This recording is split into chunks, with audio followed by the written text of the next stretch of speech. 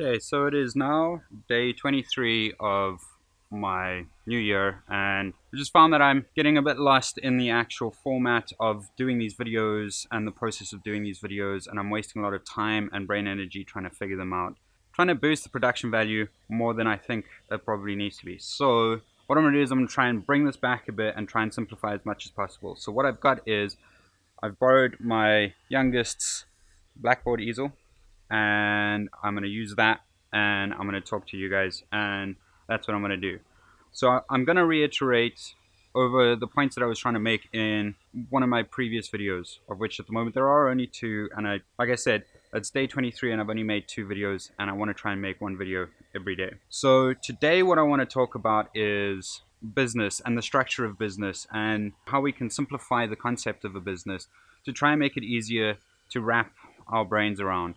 Because if we can simplify it as much as possible, the chances of us being able to understand it and actually use that understanding in a practical way is going to go up. Before I do get completely started though, I do want to apologize if there are noises going on. I do have people working around me, so there might be a bit of a hum in the background. I am trying to talk above that, so hopefully the sound quality isn't absolutely terrible. So looking at the board that I've got here, I've put down a bunch of terms and concepts around business. Well, I tried to put down as many as I could think of. This isn't a holistic look at what a business is, but it does give you an idea, I hope, about how complicated business can be. On here I've got 16 different concepts, and what I'm going to do now is I'm actually going to take away the ones that I think we don't need to start with. Now, I'm not trying to say that they aren't in their own right very important to the running of a business, but I think for the starting of a business, they aren't actually that important, at least for like where I want to be right now in terms of my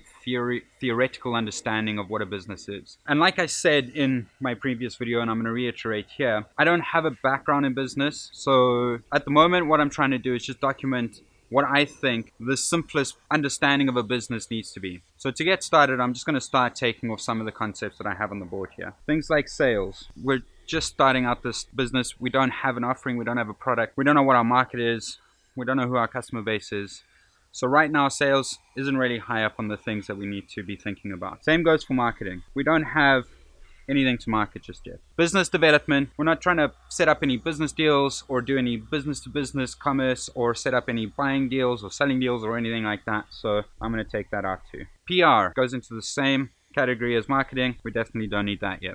Manufacturing. We've got nothing to manufacture just yet. We're not even sure if we've got something that needs a manufacturing process. So that's going to go too. Next one, CRM, customer relationship management. I think that's what it means. We don't have any customers yet. Don't need that. Okay, product. We do need a product. Customer, we will need to find those. And money, that's an integral part of the whole process as well. So I'm going to leave those three there for now. Procurement. I put that on there because I think that's a business term, but I'm pretty sure we don't need that just yet. Like, I'm not quite sure what it means, so I'm not going to worry about it right now. Human resources, at the moment it's just me, so I don't have any staff to look after or to pay, so I don't need that. Accounting is going to be very important, but right now I'm not spending any money, I'm not bringing in any money, I don't need to do any kind of financial management, so I'm going to take that guy off too. Management, once again, I don't have a product to manage just yet, I don't have a customer base to manage just yet, I don't have a sales team to manage just yet, I don't have a financial team to manage, I don't have any staff to manage, I have to manage myself, so right now I don't really need any type of management or management organization. So that one's gone too. Looks like I put on procurement twice, so I'm going to take it off again. Process plan or business plan, we don't need that just yet. Like, we don't even have the fundamentals down, so I'm going to take that one off as well.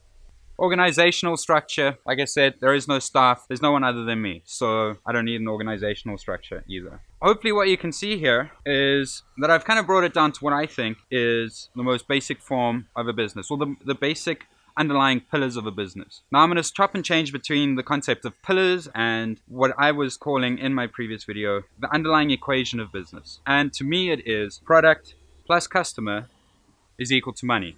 So in other words, if we can create a product that a customer will want to buy, we will make money. Now this obviously works in a organization that's being set up to be a profit generating organization. There are organizations like non-profits that this obviously doesn't work in. The whole money structure is not going to play into a non-profit. But essentially this is the basic underlying principle or the underlying pillars and equation of a business. So yeah, to kind of unpack this a little bit more, our product is where we're going to start. That's going to be the first part of the process. We need to figure out what we're making, whether it's a product, a service, a solution. We need to figure that out. We need to figure out what it is that our customers actually want and build towards that. Then we got our customers. We'll need to go and find out who they are, what they want, all sorts of understandings about the customer. And then there's the money side, which will be later in the game. Thinking about it like a game, you can think about this as being that kind of underlying rules of play. And in my previous video, I was talking about the concept of chess. That this whole thing, or this whole process that I'm going in, I am going to start with the theoretical side of business. I want to understand the rules behind what it means or what the process is of actually running or setting up and then running and maintaining a business. Because if I don't know what the rules of the game is, then chances are that I'm going to be kicked out of the game, or that I'm actually just going to lose, because people are going to be able to play the game a lot better than I can. I need to be able to get myself to a situation where I'm playing the game a lot better than other people, so that one, either I'm cutting into a market that already exists, or that I'm not losing the market that I've already developed. So these are the three main tiers or pillars of what I think a business is. And if we kind of split them up like that, and then come back to all of those other concepts that we had here earlier, those concepts would then fall into these tiers. In product, we would have our manufacturing. I have the worst handwriting. We'll have our manufacturing in there. We'll have our product development. We'll have our engineering. We'll have, actually I can't think of anything else that we might have right now. Like I said, I don't have a background in this, and that's also why I'm trying to do this, to try and expand my knowledge of what would be going into these tiers. On the customer side of things, that's where we would bring in things like customer relationship management, market research. I'm going to stop there. I can't really think of anything else off the top of my head. On the money side of things, that's where we're going to have our financial management, our accounting. I suspect that those two are hand in hand, but I'm just going to list them out because I'm struggling to actually come up with terms here. Financial management, accounting, investment. Now what I'm going to do is I'm actually going to split up these tiers again into kind of sub-tiers down here, because when I was trying to think of this video and the content for this video, I was thinking that you've got these tiers around these main areas of this equation, the product, the customer, and the money. But there are two extra parts of this equation, which I think are this plus and this equals. Because this plus here is the area in which you are actually bonding your product to your customer. It's happening at that plus there. And you can see here that I put the market research under customer, but the marketing itself would go under there. That's also where our sales will be happening. Sales would probably actually go across these two sub tiers. Sales would probably exist in this equals area as well.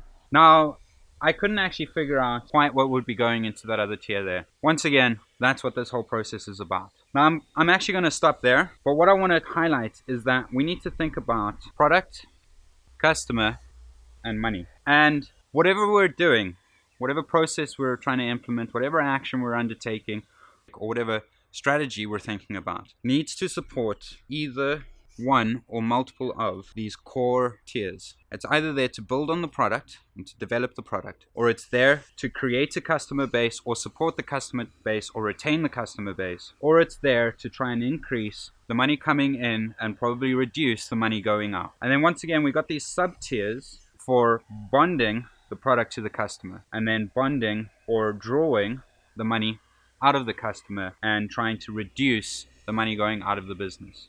Because our main drive here is to drive our customer up. We want more customers, and it's to drive our money up while bringing down our expenses. So yeah, I think that kind of covers for this video, because I don't want to try and overcomplicate it, but that kind of covers what I was trying to say in my initial videos. Product, customer, money. And the equation is product plus customer equals money. Thank you very much for watching, and I will try and unpack something more tomorrow. This is CodeF.red, signing off.